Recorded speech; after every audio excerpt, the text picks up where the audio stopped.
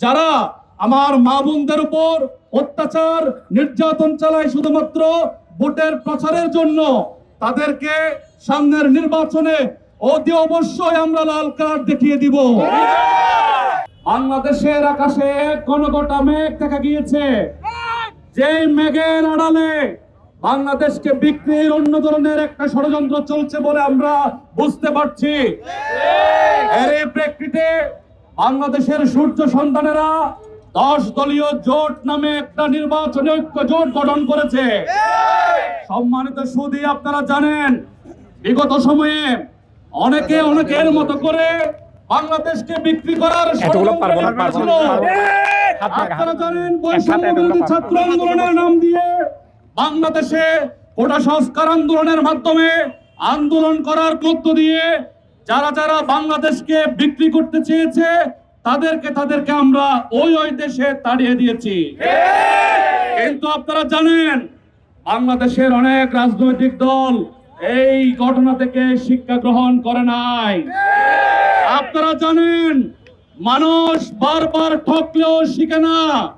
ওই জায়গা থেকে 10 দলীয় জোটের পক্ষ থেকে 10 দলীয় জোটের যে প্রেক্ষাপট, ওই প্রেক্ষাপটটাকে আমরা আপনাদের সামনে আনতে চাই।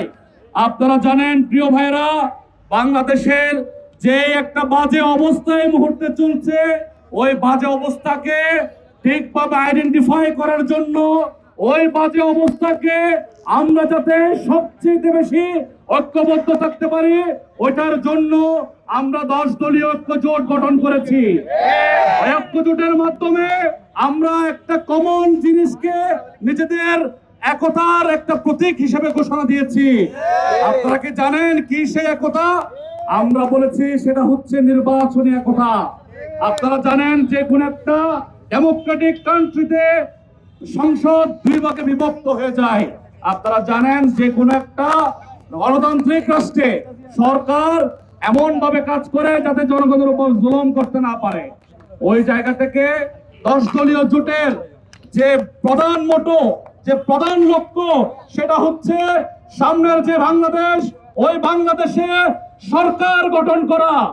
সম্মানিত বোয়ালখালী চাঁদগাঁওবাসী, সম্মানিত চট্টলাবাসী, সম্মানিত বাংলাদেশবাসী, আপনাদের উদ্দেশ্যে বোয়ালখালীর এই মাটি থেকে আমরা ঘোষণা করতে চাই, যারা বাংলাদেশকে বিদেশের কাছে বিক্রি করে দিতে চায়, যারা নানান ধরনের কার্ডের ইস্যু করে বাংলাদেশে কোন রকমের একটা গ্যাঞ্জামপূর্ণ সিচুয়েশনে ক্ষমতা দখল করতে চায়, যারা বোয়ালখালীর নানান প্রত্যন্ত অঞ্চলে আমাদের সংগঠকদের, 10 দলীয় জোটের সংগঠকদের যারা নির্বাচনে দিতে আসতে পারে বলে তাদের রাতের ঘুম হারাম হয়ে যায়, তাদেরকে ডিস্টার্ব করে যায়, যারা আমার মা বোনদের উপর অত্যাচার নির্যাতন চালায় শুধুমাত্র ভোটের প্রচারের জন্য, তাদেরকে সামনের নির্বাচনে অতি অবশ্যই আমরা লাল কার্ড দেখিয়ে দিব।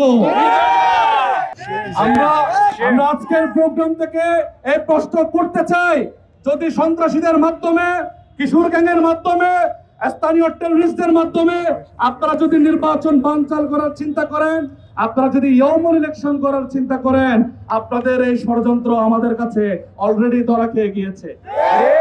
আজকের এই অনুষ্ঠান থেকে বলে দিতে চাই, চট্টগ্রামের নানান জায়গায় যারা বালু এবং মাটি নিয়ে ব্যবসা করছেন, যাদের হাতে নিজের দলের নেতাকর্মীরা নিরাপদ না, যাদের হাতে সাধারণ জনগণ নিরাপদ না, জনগণের মাটি নিরাপদ না, বালি নিরাপদ না, আপনাদেরকে লাল কার্ড দেখানো এখন সময়ের দাবি।